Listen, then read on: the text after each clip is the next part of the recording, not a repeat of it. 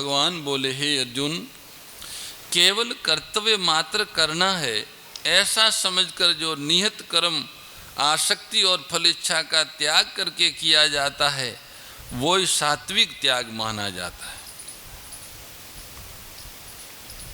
केवल कर्तव्य मात्र करना है, इसको करने में कोई फलासक्ति नहीं है, कोई स्वार्थ नहीं है और कोई क्रियाजन्य सुख भोग भी नहीं है।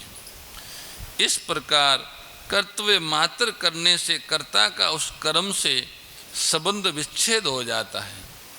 ऐसा होने से वह कर्म बंधन कारक नहीं होता, संसार के साथ संबंध नहीं जोड़ता। कर्म तथा उसके फल में आसक्त होने से ही बंधन होता है। फलो सक्तो निबध्यते।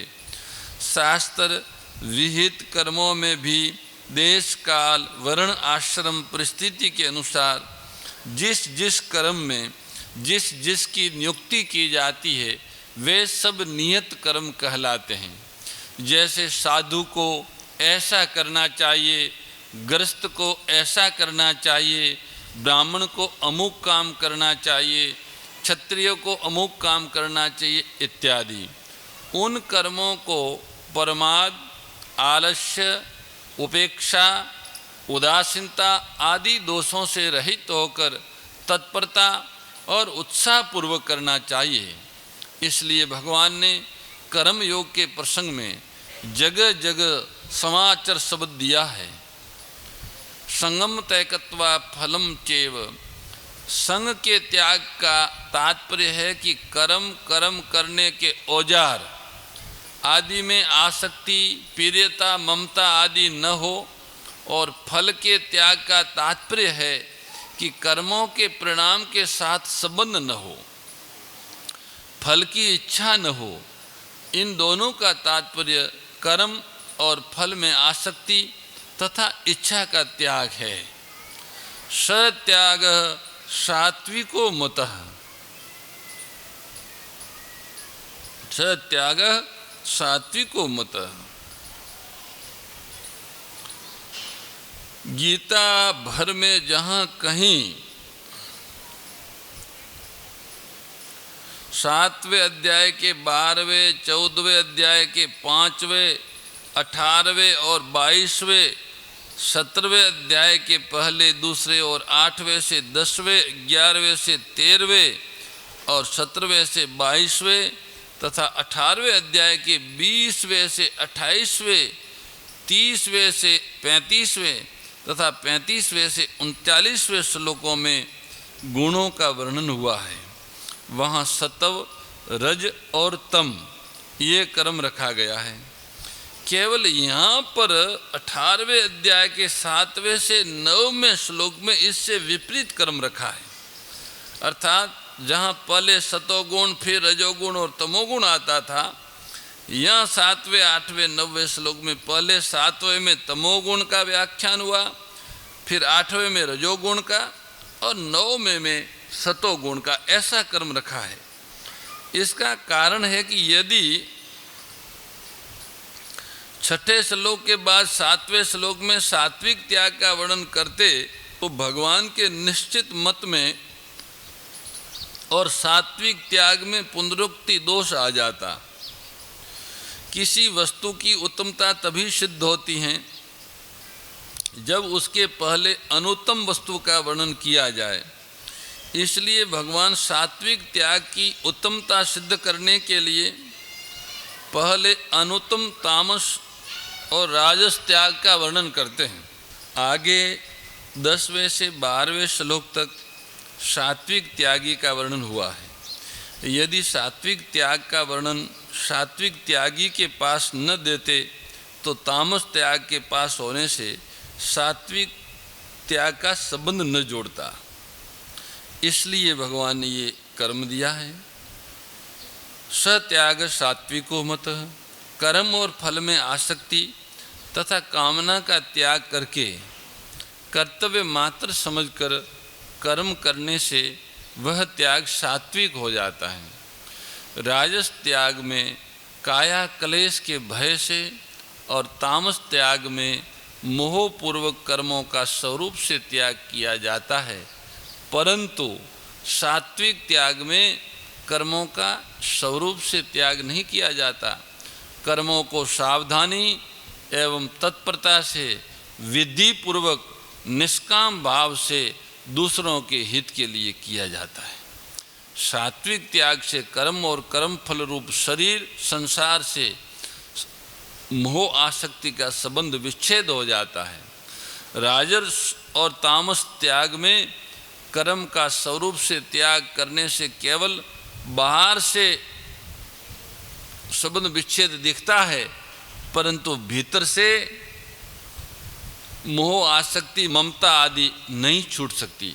इसका कारण यह है कि शरीर के कष्ट के भय से कर्मों का त्याग करने से कर्म तो छूट जाते हैं, पर अपने सुख और आराम के साथ संबंध जुड़ा रहता है। ऐसे ही मोहपूर्वक कर्मों का त्याग करने से कर्म तो छूट जाते हैं, पर मोह के साथ संबंध जुड़ा रहता है। तात्पर्य यह हुआ कि कर्मों का स्वरूप से त्याग करने पर बंधन होता है और कर्मों को तत्परता से विधि पूर्वक निष्काम भाव से करने पर मुक्ति हो जाती। कर्म वही है। अगर बाहर से इस डर से कर्मों का त्याग कर दें कि इन कर्मों को करने में कठिनाई आ रही है, मेहनत करनी पड़ती है, सुबह सुबह ठंडियों में उठ के ठंडे पानी से नहाना बहुत कठिन काम है, 4 बजे उठना, कौन उठे, चलो सोते रहते हैं ऊपर ओढ़ के, कोई बात नहीं। तो ऐसे वो सुबह ठंडी के डर से उठ के स्नान संध्या न करना, ये कर्म राजसी त्याग है, राजस त्याग है। ऐसा राजस त्याग बंधन कारक होता है। ऐसे एकादशी आई, कौन भूखा रहे, बढ़िया बढ़िया आज अमुक मनोरथ है तो बढ़िया भोजन बनाए। अगर एकादशी के चक्कर में रहेंगे तो बढ़िया भोजन मिलेगा नहीं। इसलिए एकादशी के व्रत का त्याग कर देना राजस त्याग है, ये बंधन करने वाला है। ऐसे जो जिम्मेवारी है जिस वर्ण आश्रम में, उसके अनुसार वो कार्य न करना तामस त्याग है, वो अधोगति की ओर ले जाता है। पर बिना कर्मों का त्याग किए, चाहे वो कैसे ही कर्म हो, सामान्य कर्म हो या विशेष हो, उनमें कामना और आसक्ति का त्याग करके निष्काम भाव पूर्वक दूसरों के हित की भावना से अगर हम बुआरी भी लगाते हैं, झाड़ू भी लगाते हैं, पानी पिलाते हैं, जो भी करते हैं, वह मुक्ति देने वाला होता है। तमोगुण में मूढ़ता बेसमझी है, रजोगुण में स्वार्थ बुद्धि है, पर सतोगुण में न मूढ़ता मूर्खता है न स्वार्थ बुद्धि है। ममता आसक्ति और कामना से संबंध विच्छेद है, त्याग है उसका। सात्विक मनुष्य कर्तव्य मात्र समझकर सब नियत कर्म करता है। इसमें एक मार्मिक बात है कि कर्तव्य मात्र समझकर जो भी कर्म किया जाता है, उससे उस कर्म के मोह, कामना और आसक्ति से अपने आप संबंध टूट जाता है। लौकिक साधन कर्म योग और ज्ञान योग में शरीर संसार से संबंध विच्छेद, संबंध तोड़ना मुख्य बात है। इसलिए साधक को प्रत्येक कर्म कर्तव्य मात्र समझकर करना चाहिए। स्वरूप से कर्मों का त्याग करने से तो बंधन होता है, पर संबंध न जोड़कर कर्तव्य मात्र समझकर कर्म करने से मुक्ति होती है। अलौकिक साधन भक्ति योग में भगवान से संबंध जोड़ना मुख्य है। इसलिए भगत को जप, ध्यान, कीर्तन आदि कर्तव्य समझकर नहीं करने चाहिए, प्रत्युत अपने प्रियतम का काम भगवान की सेवा पूजा समझकर उनकी प्रसन्नता के लिए प्रेम पूर्वक करने चाहिए। भगवान की हर एक वस्तु नाम रूप आदि पीढ़े लगनी चाहिए। भगवान का काम करने में आनंद आना चाहिए। जैसे दवा कर्तव्य समझकर ली जाती है, पर भोजन कर्तव्य समझकर नहीं किया जाता, प्रत्युत अपनी भूख मिटाने के लिए किया जाता है। इसलिए भक्त को जप ध्यान आदि कर्तव्य मात्र समझकर त्याग के उद्देश्य से नहीं करने चाहिए, प्रत्युत भगवान के साथ संबंध जागृत करने के लिए करने चाहिए। अगर वह जप ध्यान आदि भी केवल कर्तव्य समझकर करेगा तो भगवत संबंध जागृत नहीं होगा, प्रेम का उद्य नहीं होगा। प्रेम उद्य के लिए सारे कार्य भगवान की प्रसन्नता के लिए करने चाहिए। यहाँ एक शंका हो सकती है कि ये जो 9वां श्लोक है इसमें कर्म करने की बात आई, त्याग की बात आई ही नहीं, फिर ये सात्विक त्याग कैसे हुआ? इसका समाधान ये है कि सात्विक कर्ता में न मोह है, न स्वार्थ है, न आसक्ति है, न फल इच्छा है, केवल कर्तव्य मात्र है। इसलिए कर्म के साथ कर्ता का कुछ भी संबंध न होने से ये त्याग हुआ। कर्तव्य मात्र जड़ विभाग में ही रहा, चेतन के साथ उसका कोई संबंध नहीं हुआ। जब चेतन आत्मा शरीर के साथ अपना संबंध मान लेता है, तब शरीर से होने वाले कर्मों के साथ उसका संबंध जुड़ जाता है। अगर वह शरीर के साथ संबंध न जोड़े, केवल कर्तव्य मात्र करे, तो उसका कर्मों के साथ संबंध नहीं जोड़ेगा। शरीर संसार से संबंध अपने आप छूट जाएगा। इसका संबंध विच्छेद होने के कारण इसका नाम त्याग हुआ है। शरीर और संसार से संबंध न रहने के कारण इसका नाम सात्विक त्याग है। इसमें कर्म और फल दोनों के साथ कोई संबंध नहीं है, क्योंकि कर्म जिस साधनों से किया जाता है, शरीर, इंद्रियों, मन, बुद्धि आदि, वह भी भगवान के ही दिए हुए हैं, और वह कर्म जिसके लिए किया जाता है वो भी भगवान के लिए है। मेरा शरीर है और मुझे अमुक चाहिए है, इस भाव से कर्म करते हैं तो बंधन होता है। मेरा कुछ नहीं है और मेरे को कुछ नहीं चाहिए, ऐसी भावना रख के जो कर्म करते हैं वो कर्म मुक्ति देने वाले होते हैं।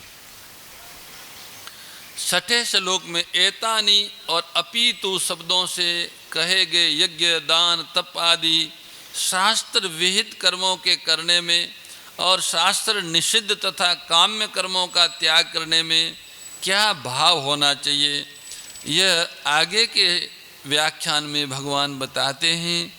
श्री भगवान बोले, जो अकुशल कर्म से द्वेष नहीं करता और कुशल कर्म में आसक्त नहीं होता, वह त्यागी, बुद्धिमान, संदेह रहित और अपने स्वरूप में स्थित है। न द्वेष्ट कुशलम कर्म, जो शास्त्र विहित शुभ कर्म फल की कामना से किए जाते हैं और परिणाम में जिनसे पुनर्जन्म होता है, तथा जो शास्त्र निषिद्ध पाप कर्म है और परिणाम में जिनसे नीच योनियों तथा नरकों में जाना पड़ता है, वे सब के सब कर्म अकुशल कहलाते हैं। साधक ऐसे अकुशल कर्मों का तो त्याग करता है, पर द्वेषपूर्वक नहीं, कारण कि द्वेषपूर्वक त्याग करने से कर्मों से तो संबंध छूट जाता है, पर द्वेष के साथ संबंध जुड़ जाता है। जो शास्त्र विहित काम्य कर्मों से तथा शास्त्र निषिद्ध पाप कर्मों से भी भयंकर है। कुशले नानुसजते, शास्त्र विहित कर्मों में भी जो वर्ण आश्रम परिस्थिति आदि के अनुसार नियत है और जो आसक्ति तथा फलिच्छा का त्याग करके किए जाते हैं तथा परिणाम में जिनसे मुक्ति होती है, ऐसे सभी कर्म कुशल कहलाते हैं। योग कर्म सुकौशलम, साधक ऐसे कुशल कर्मों को करते हुए भी उनमें आसक्त नहीं होता। त्यागी कुशल कर्मों के करने में जिसका राग नहीं होता और अकुशल कर्मों के त्याग में जिसका द्वेष नहीं होता, वही असली त्यागी है। वह असली त्यागी है। जो पुरुष अनुकूलता प्रतिकूलता रूपी दमनों से ऊंचा उठ जाता है, वह शास्त्र निषिद्ध कर्मों का त्याग करता है, पर द्वेष बुद्धि से, वैर बुद्धि से नहीं, और शास्त्र विहित कर्मों को करता है, पर राग बुद्धि से नहीं। जैसे घुटनों के बल पर चलने वाले बच्चे की निवृत्ति और प्रवृत्ति राग द्वेष पूर्वक नहीं होती, वैसे ही उभयातीत पुरुष की निवृत्ति और प्रवृत्ति भी राग द्वेष पूर्वक नहीं होती। बच्चे में तो अज्ञता रहती है, पर राग द्वेष से रहित पुरुष में विज्ञता रहती है। परंतु वह त्याग पूर्णतया तब सिद्ध होता है जब कर्मों को करने अथवा न करने से अपने में कोई फर्क न पड़े, निरंतर निर्लिप्तता बनी रहे, कार्य करें तो भी और न करें तो भी। ऐसा होने पर साधक योगारूढ़ हो जाता है। मेधावी जिसके संपूर्ण कार्य सांगोपांग होते हैं और संकल्प तथा कामना से रहित होते हैं, तथा ज्ञान रूप अग्नि से जिसने संपूर्ण कर्मों को भस्म कर दिया है, उसे पंडित, मेधावी अथवा बुद्धिमान कहते हैं। समता त्याग सिखावनी हरि मुख की बानी, ओ मैया हरि मुख की बानी। सकल शास्त्र की स्वामी, सकल शास्त्र की स्वामी, श्रुतियों के रानी। ओम जय भगवद गीते। दया सुधा बरसावनी मातु कृपा कीजे, ओ मैया मातु कृपा कीजे। हरि पद प्रेम दान कर, प्रभु पद प्रेम दान कर, अपनो कर लीजे। ओम जय भगवद गीते, जय भगवद गीते। ओ मैया जय भगवद गीते। हरि कमल विहारिणी, प्रभु ही कमल विहारिणी, सुंदर सुपुनीते। ओम जय भगवद गीते। गीता माता की जय।